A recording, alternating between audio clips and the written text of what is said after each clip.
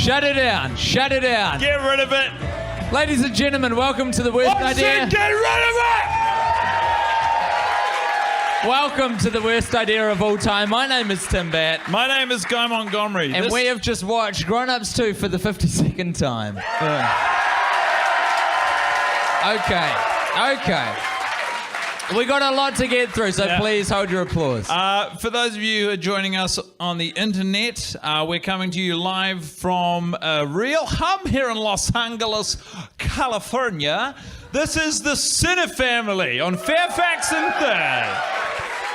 It's a pleasure to be with you tonight. My name is Timothy, and this is my friend, Mr. Montgomery. Yes, and we will not be speaking like this for very long at all. However, we'll keep it up as damn well long as we can. I tell you what, Timothy, I'm fairly finished with it right about now. Okay, fair enough.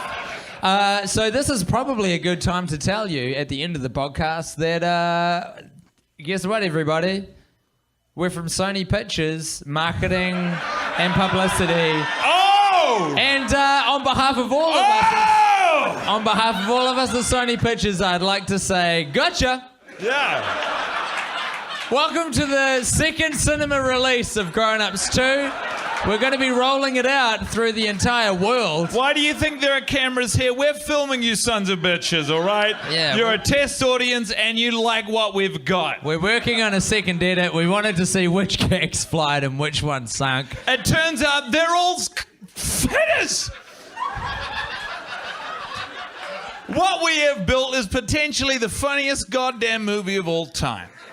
I'm a little worried to release it for a second run because in its first cinema run, we killed 37 people in the nation of America. We don't talk about that on camera, Tim. Because not a lot, not often. Yeah, virtually never. Lawsuits and whatnot. Yeah, that's right. Your 37 bodies, they're difficult to hide, I'll tell you that. The interesting thing about 37 people dying is, and I don't know 100%. What is interesting about it? Well, I'm pretty sure it's a prime number.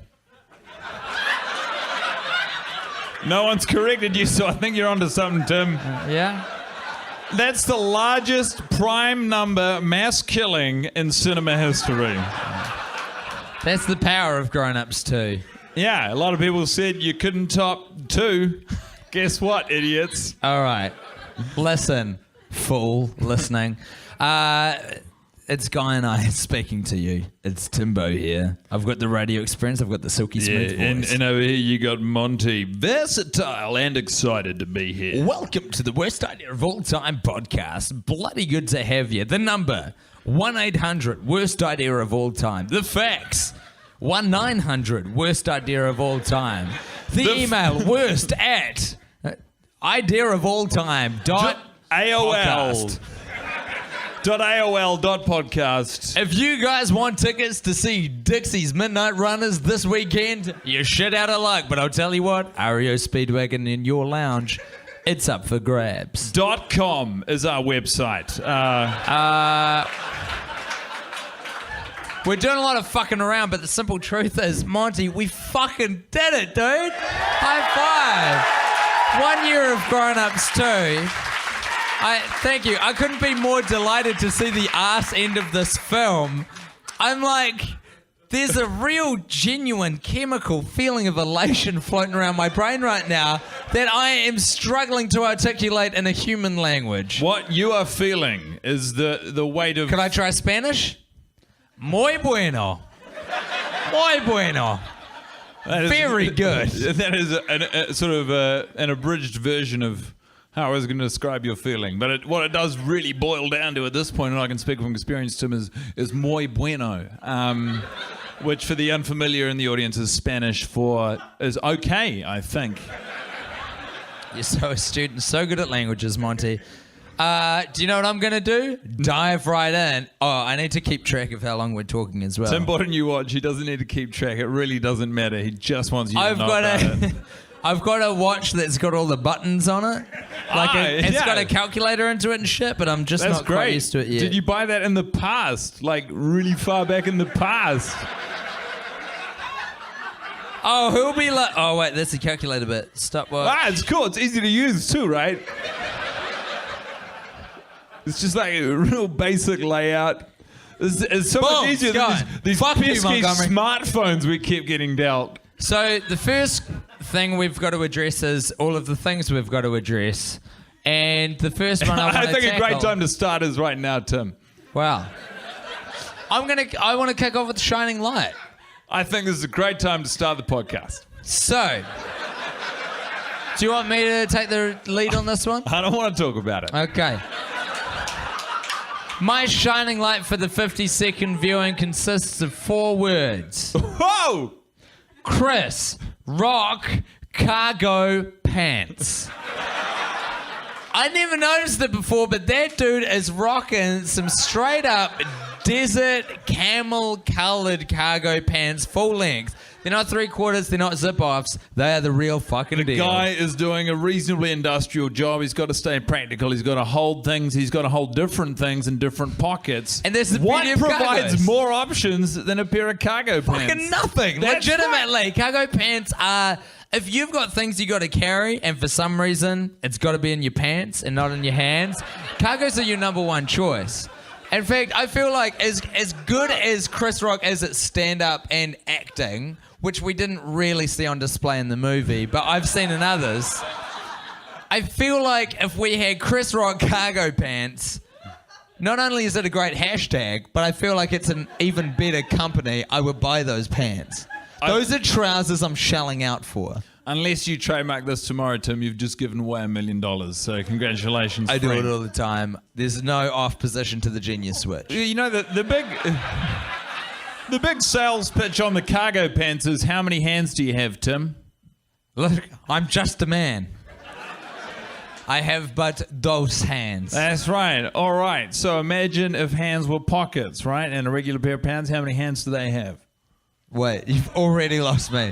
2? Correct. Okay. 2. Imagine if your pants had 4 hands. What? You're now buying cargo pants, No, friend. hold on, what are you Congratulations. Hey, what? My pants? I'm just look. So each pocket is 2 hands. Let's not drill into it. It's not a strong argument. I've got half a dozen hands. It's pretty good. Like what I'm saying is, if pockets were hands, Yes. cargo pants have 4 hands or more. 2 back pockets, 6 hands. Hold on, I'm let's do a quick underestimating countdown. cargo Because I'm pants. wearing jeans right now, okay? That's 1 hand. Correct. That's 1 hand. So we've got 2 already. Yeah. We're dealing with another one down there, and you know that shit's deep and fat. You're explaining So that's something. another 2. Yeah, it's a bigger hand. So we got 2, It's a different 3, hand. 4, times 2 is 8, plus 2 is 10. You're dealing with 10 hands on a human. Okay. That's a lot of shit going on. That is a mighty big human. Did you have a shining light on this watch, guy?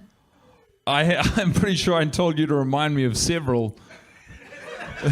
What did I tell you, Tim? Before I bring that up, let me tell you about the time when I was in Stewart Island. No. I'm trying to help you out, dude. No. I'm trying to buy you time. They're trying to buy you time to buy me time. No one's It's buying. not my responsibility to remember your shining lights on the last fucking episode, dude. Okay. Like, step up to the Shining. plate, bro. Shining lights. You're in the World Series. The movie looks really good on a big screen. I'll give it that. I feel like maybe we've got it wrong the whole time. No. I can't possibly. Maybe we've horribly misread the I situation. can't agree with that. No, sir. No, Over the sir. last- Sir, I say no. Sir, There's I something. say to you, sir. There is something very forgiving about being in a theatre, particularly with the amount of very large physical gags that this movie presents, and I recognise that. Hey, guess what, you pieces of shit? You laughed at the bit where they all jumped off Suicide 35, off the top rock, 35 feet above the water. My mum did told me that jump. drunk when she was pregnant with me. You laughed at that.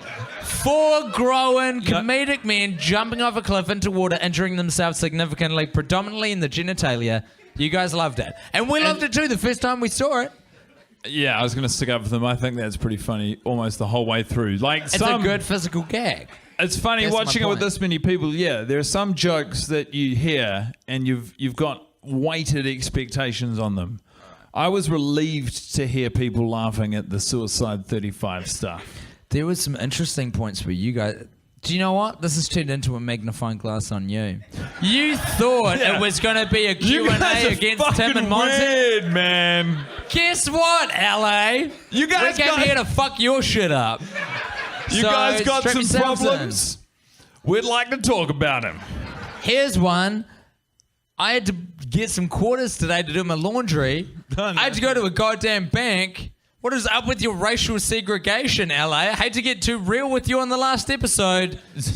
But it was a pretty real situation in Bank of America. This is pretty real. Firstly, I almost threw up because of how hungover I was.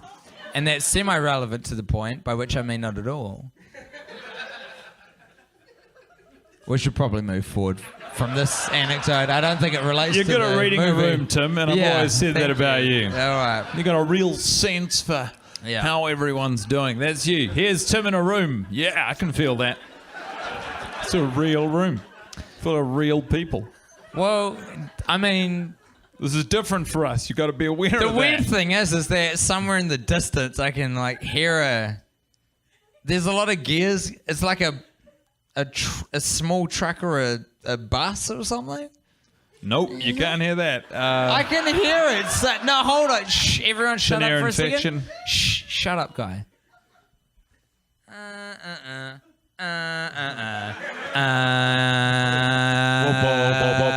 Roll up inspiration. Roll up for the mystery tour and roll up for the mystery tour and the Steve Buscemi mystery tour is coming to take you away. Coming to take you away. Take you today. Oh, you son of a bitch, Tim Bat. I did not see you driving that bus.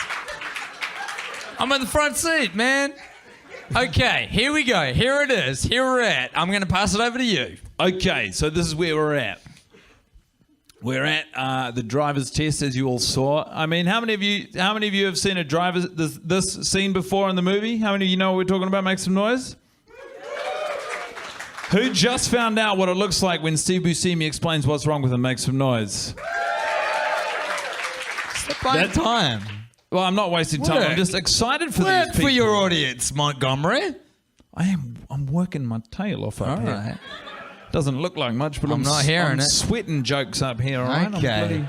I'm hemorrhaging jokes. Let's go. I'm losing a lot of jokes up here. I haven't heard a single one. Make me laugh, funny man. Make me laugh. This is twice as terrifying as before. Because we were together. You've got no allies anymore. You're all alone on the battlefield of grown-ups too. There he was, 2015, a lone Kiwi lad brought up in the South Island and suddenly thrust into an environment he's not equipped or experienced in. He's in Hollywood, folks. He's in Los Angeles, California. Not only is the weather throwing him off because apparently it's winter, but fucking tell the weather that it's like 30 goddamn degrees here. But everything he thought was true about this country is false. The people are lovely and genuine. The air is breathable and the water very absorbable. Guy Montgomery struggling for a thread to grab onto in front of a theatre of 170 of his nearest and dearest. Trying to figure out the Steve Buscemi mystery tour. Why, if my name isn't Julia Andrews, I'll be damned. So, there I was. Los Angeles, California. Everything on the line. No, in all seriousness, Tim, the reason I'm so nervous about this is the last Steve Buscemi mystery tour, a.k.a. the last roll of the dice. Make it a goodie. This is pretty much our last gosh diddly darn opportunity to grab onto something and say, this is exactly what happened to Steve Buscemi before the curtain is pulled back and we find out what caused this freaky motherfucking injury. I'm hearing a lot of padding and I'm hearing a lot of pronouns as us, and I'd like to remind you, you are alone on this stage right now. So let's make it happen, Monty. A big fan of collective pronouns. Bring it together. Little known fact. Here we go. Steve Buscemi Mystery Tour, take take. Well, it's not 52 because we're still not halfway through the podcast. Steve Buscemi works at a trampoline store. Second-hand trampoline store. He's peddling pretty dodgy trampolines, okay? Some of this in padding at the end, some of them missing paddings on the side. It's not important. What's important is just open up next door is the Walmart of trampoline stores, aka Mr. Walls. Mr. Walls deals exclusively in trampolines which have those safety walls around them. Nice. Guess what? It's not so good for business over at Mr. Buscemi's house. Hold on for a siree. second. What?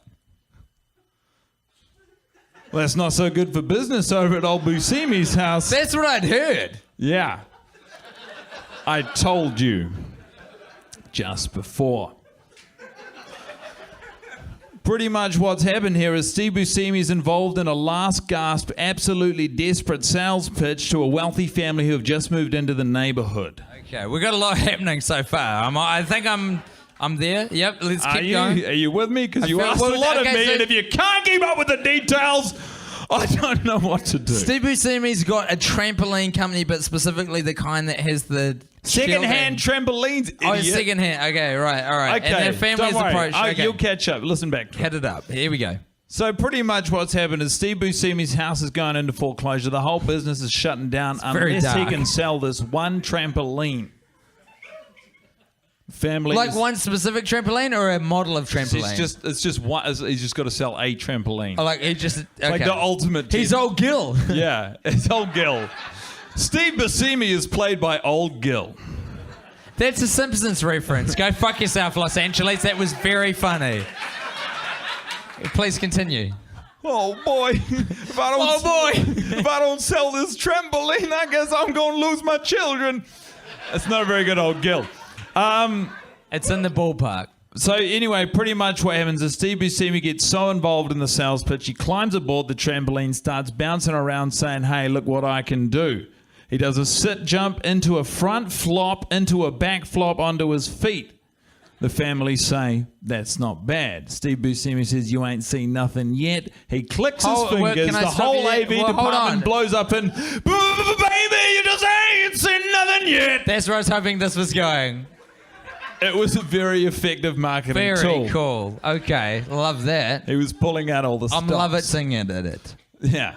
John Lovitz walks in. Steve Buscemi has a panic attack, tries to do a backflip, absolutely lands in between two of the springs on the Whoa. outer rim without a pad. Jesus. His head between them. Oh my god. He rocks backwards in his grave, I suppose. We're talking about Chris Rock? No, Chris Rock's not involved. Oh, Wiley. He's having a spa. We're talking about Wiley. Yeah. Steve Buscemi's head's in between two springs. He breaks his back. Yeah. His arms are sort of thrust into a position that they're forced into by what is essentially rigor mortis. He's later revived by one of hold those on. reviving machines. Okay. Don't you give me plausibility problems. I'm nearly finished. You're doing really well. I'm finished. That's pretty good. I'm very happy that that's the last one. That was really good. I'm proud of you, man. I got a good feeling about it. I'm really proud of you. Do you want to, Talk? Not really. I don't know about talking. Do you want to talk about it? Well, there was something else I had in mind, if you don't mind. I was going to light a couple of candles, put some Barry White on, and just gently, just hold on. Just, I'm not talking. shh. Just shut up for a second. Just let me do this, okay? Papa.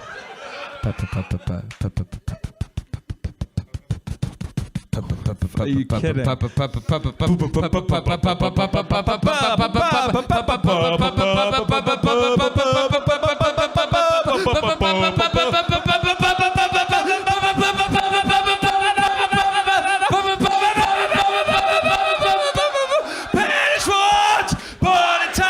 It's a Patty Schwartz party time! It's Patty Schwartz. He's riding on a motorbike. He's giving out flannels. You're cleaning Patty your Schwartz Schwartz with Patty Schwartz. He's in the tattoo parlor getting pictures of a face on his deck. Okay, all right. So here's the fucked up thing that we haven't talked about on the podcast yet. Here's the real life portion of the Patty Schwartz party time. We got immediately before we came here to the venue, tattoos of Patrick Schwarzenegger's face, not how it is now, but how it is in the movie, in stencil form, accompanied by a Latin interpretation of REO Speedwagon's lyrics for Live Every Moment. And Love Now, Every Day. That sounds kind of insane when you lay it out like that all at once. It But sounds, in my mind, it makes perfect sense. it sounds weird when you say it to someone at breakfast. That's when it sounds most weird. Hey, good morning. Hey, a good day to you. Buenos dias. So you're eating some muesli there? How's that? Muy bueno. Are you, Gracias. are you Spanish or local? Because Sí. I'm Español. Spanish local. Soy Juan. Anyway, Me llamo es Juan. Juan. Sí. Don't know what you're doing in my kitchen, but I guess while I've got you, I'll show you this. Oh. Mucho gusto, Patty. Yes, that's right. It's a tattoo of Patrick Schwarzenegger with a Latin translation of an Alto REO. cinco. It's kind of like high five, I think. Alto means up, though. So it's like up five. Well, what happened is you made Juan such a weird guy Oh, Jesus. Yes. that it was suddenly normal for me to show you my Patrick Schwarzenegger tattoo at breakfast. That's what happened. It was fun. Me gustaría No, I'm not. enchilada I'm not here with de Juan. pollo, por favor. I'm here with Tim, Okay. and we're on the same fucking team. Here he is. He's back. He's ready for action. What was your Patty Schwartz No, party hold on. time? Fuck off. Who No, even cares? you No, fuck shut off. up for a second. Hold on. Hey, take one All right, of those let me- I'm jandals gonna- off and ram them down your sofa, guy. Guess what? I'll take them I both don't off, care. friend. They're done. They're off. I'm barefoot now. I'm exposed because I want to get exposed with you, guy. I'm going to flit over the Patty Schwartz party time so we can get to some real heavy shit because that's what I desire. My Patty Schwartz party time on this, the final one, 52nd viewing of the movie, was that the dude loves checked materials. There are checked shorts. There are checked shirts. They're on at different parts of the movies. He's not wearing them together. He just loves squares happening on and about his body. He loves checks, but not too much. He doesn't Just- love punching them. No, He just loves wearing them. that's right. He loves tartan. He loves other varieties of checks. So here's the question that I was trying to boil down to. Like, How's your new watch? Jesus, that tattoo's actually bringing me a bit of grief because it's very new and it's very tender. I'm going to adjust my legs a little bit. My lady legs. Like, I guess my question is, all right, here's my first question. Could you have foreseen this? Us being in America doing the last ebb? When we started, like take yourself back to 1 year ago. This question to me, Tim, Yes. sounds like a man running bare-assed and afraid. From Patrick Schwarzenegger arriving at a party. Tell me more. The way you're talking to me sounds like you were having drinks at your sister-in-law's house, and then Patrick Schwarzenegger came around with a bottle of gin, and you said, "Oh, it's lovely to meet you. I've got to go." I'm not sure I am on board with what you said. Tell me what the fuck you enjoyed about Patrick Schwarzenegger in the movie you just watched, or get off the stage. Did I not say chicks? Was chicks an unacceptable answer to you? No, I just forgot. Yeah, I thought that was what would happen. See, folks, the thing is, everyone in the cinema is going, what a bunch of douchebags. I can totally watch the movie without drinking 6 beers. But the thing is, we've seen it literally 51 times before tonight. Yeah, 2 now. In the last 12 months, and that is really saying something. So don't judge us. Tim, I gotta ask Judge you. yourselves. Did you at any point while we were watching the movie tonight feel guilty about making a room full of people watch the movie tonight? Kinda, yeah. Mainly, like, the bit where it really kicks into high guilt gear is about 3/4 of the way through when you sort of... To be honest, it's anything after when Keithy breaks his leg. Because that's the bit where the movie, and funnily enough, that's the halfway point. And we know that because we mapped out exactly in the film where we knew 50% was. But when Keithy displays some ability in football, you're like, wow, it only took us an hour, but finally we have a thread to follow. Like, finally there's some plot and shit. And then it gets destroyed immediately in the same fucking scene by his dad who breaks his leg. Do you know what also gets me is if I was a football coach and I just saw a kid who was kicking for his first time like that, I would not be so blasé about the injury. Yeah? I walk up to Adam Sandler and say, hey, dude, you got some real parenting issues. Your son's got potential. We'll pay for his health insurance. That being said, you're a psychopath, and I think you are due a visit from some government officials because, you know, the feds don't like how you parent. Which you can take one of two ways. Number one, Adam Sandler's a bad dad. Number two, the government's a bad government. It's up to you. The truth lies somewhere in the middle. I don't want to cut off the conservatives to this podcast. I know they're thick and strong. We got a lot of red voters. We got a lot of Mitt Romney types. We got a lot of John McCain voters. Mitt Romney is actually a very big fan of the podcast. I got a letter from Mitt this morning Is in the that so? apartment. Yeah, it said, Dear Tim and Guy, keep up the good work. If you ever want to come over for dinner, you're more than welcome. Yeah. I have 13 wives. It was a very frank, very honest letter from Milt.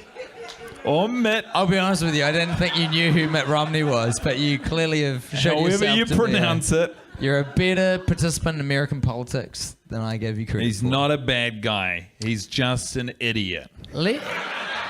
You keep trying to get away from the core truth of what's happening tonight, guy. Like, I want to know your feelings. I want to know, like, tell me what it feels to be in front of 170, 50, 20. It'll go down every time. Because we got to head towards the truth with that. There is 23 people in front of us right now, making a lot of noise. But how do you feel Very being in rowdy front of... 13. We're in Los Angeles, California. I'm pretty sure we're in Los Hollywood. Angeles, California. My sense of direction isn't great, but I think we're in Hollywood right now. Like, what are your thoughts? How do you feel about that? It's pretty good to be here. Yeah? These chairs aren't as comfortable as your couch. Okay. But Okay. But I gotta say, it's pretty wonderful to have people actually listening, you know, in real time to what we're saying. You know what? I don't like it. I'm not a fan. If I had to pick between being alone in the lounge and this, I'm going to go lounge every time. Tell me why. In the lounge, there's food, there's natural light, there's no people watching me. I'm usually looking pretty strong at you, boy. Yeah. But you are I'm but one... eyeballing the shit out of you. Oh, okay. Thinking how I can get in there. Well, hold on Make for a myself comfy. well, Maybe see what it feels like to be Tim Bat for a little while. whoa, you're going in deep, huh? Yeah, real deep. Okay. As physically deep as is possible for another human climbing into the body of another human.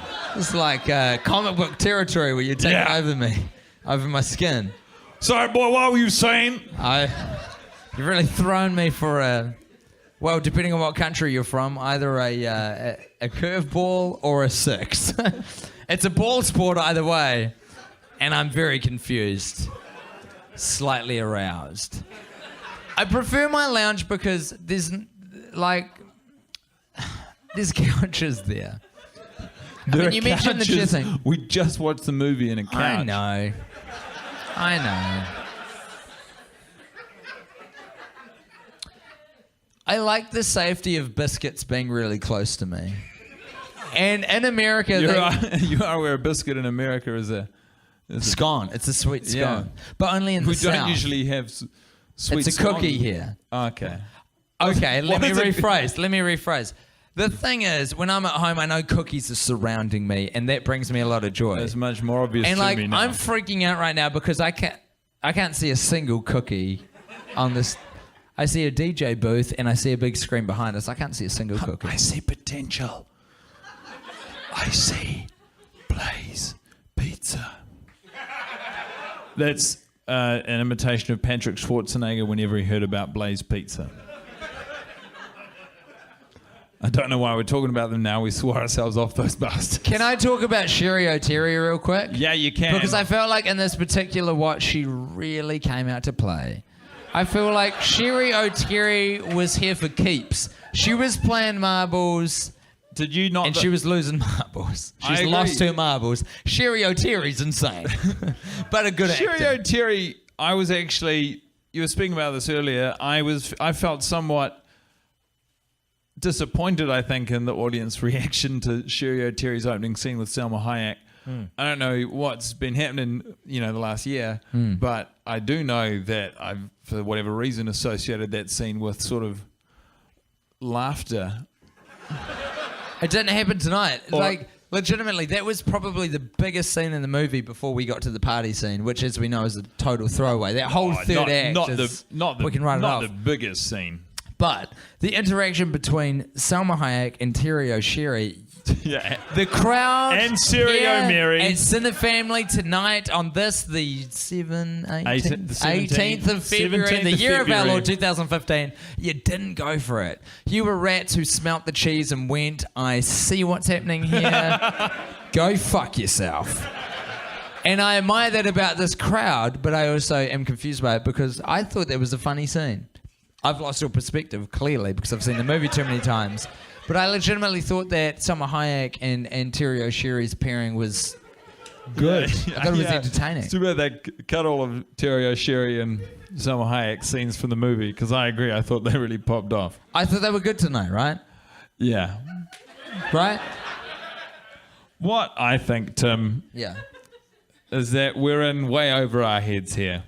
Oh, shit. Okay, we're pretty good, too. What more do we need to cover? Have we done all of the things? I don't know. Hold on. Did you do a shining light? No. Did he?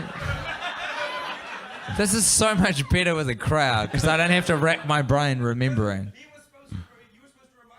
Well, here I am. And you've been doing it. stalling this whole fucking time. Guess what, guy? Like an asshole. Here we have it. There we Guy, there we were. Los Angeles, California, on the final watch, and Guy had to determine his shining light. And it was The moment in the movie when the Guy with the leotard took a sip of beer. Now, When this happened a lot in the movie comes down hard. Let's stop playing this awful improv game. You not- really need to pick a fucking shining light, dude. We can't move on until you do. Like, can I just cop out and be like talk about the whole project and be Oh, like, I'm sorry, the dude. shining light. How about this for three times? How about this for a shining light, idiot? Yeah? When the credits rolled, Yes. and we hugged because we don't have to watch the movie anymore. Yeah. How's that for a fucking shining light?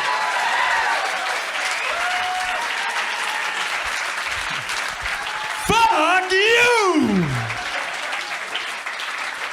If I may take the opportunity to tell you how it is as a shining light, it doesn't fucking qualify because it wasn't in the goddamn movie, you son of a bitch. Let me tell you something about you, Guy Montgomery. You're a fucking idiot. And I hate your guts. If I had a pitchfork right now, I'd jam it through your goddamn chest and murder you. You'd But- be pretty lucky to get through this chest, pal. That being said, Because I've been eating muesli bars since we were in the desert, and guess what? I'm feeling pretty goddamn near to invincible. You put a pitchfork into my body, I think it's going to crumble like a goddamn spork in a coconut. What is your understanding of muesli? What do you think it does? It makes me feel like I'm Zeus. You're an idiot. You're Yeah. a bona fide fucking moron. Zeus wasn't quick with his brain, but he was fucking quick with a lightning bolt, bitch! I'm Zeus right now. You're not Zeus. And I'm dude. checking out of this conversation, All bitch. right, I understand. Listen, where are we at? I'm not sure. We need to place ourselves in space and time right now. Well, I think that... Welcome to the end. Yeah. The end. Well, if there was ever an anti-crescendo, that was it. If there was ever the worst way to end the worst idea of all time, pretty sure you nailed it, bro. Way to stay on brand. Proud of you. I'm proud of myself. Hey, I'm Guy Montgomery. I'm Tim Batt. Don't watch... Good enough. Listen, on a serious note. Before you leave, Yes, Brett. we brought you some presents to take with you back to New Oh, Zealand. Oh, God. Oh, shit, Brett. That's cute. Let's have a third round of applause for Brett because he's fucking earned it. This shit's all up to him. CineFamily on Fairfax and Sunset. Oh, fuck off. That's cool. Oh, shit. Oh, my God. So we are currently holding a promotional Grown-Ups to Visor, which seems like official cruise swag. A cookie which may or may not contain any weed. No, that's because you've been asking for a cookie Oh, for shit. what feels like 10 hours, you There we fucking go. moron. But more importantly, Guy is currently wearing a Grown-Ups to... what are they called when they're in the water? Is anyone? What's the correct Flotation terminology? device. It's like a donut, right? Like a what? Inflated tube. In a tube. An inner tube. It's an inflator in a tube, and it's Grown-Ups 2 branded. This is the heaviest biscuit I've ever fucking lifted. Feel that? I gave it Feel to it. you. I've already Feel felt it. it. Do it. I literally picked it up to put it in your hand. I'm not going to lie to you. It's wet. But Not a bad quality in a biscuit. That's not altogether a bad thing. I want to take this opportunity on behalf of myself and Guy to thank you guys so much for turning out tonight. You guys are wonderful. Give yourselves a round of applause. Truly, that applause is for you. You're amazing. Thank you. And so, just look, what I did is I wanted you guys to hey, What I did? come on. What we did, we threw a little. Did you fart on stage? No. I felt like you did. I didn't fight. Okay. Look, we made a little thank you video for you guys. Tim made it. I definitely made it. I was in the room about half the time. But look, it's not that long, and I just wanted to present it to you guys here at the live event because you're wonderful. Yeah, cheers for coming out. This is a weird situation. We're really happy we're here. We're even more happy you're here. Let's get out of here. And we're going to bail. So enjoy the video. Thanks for coming. Tim and Guy, good night.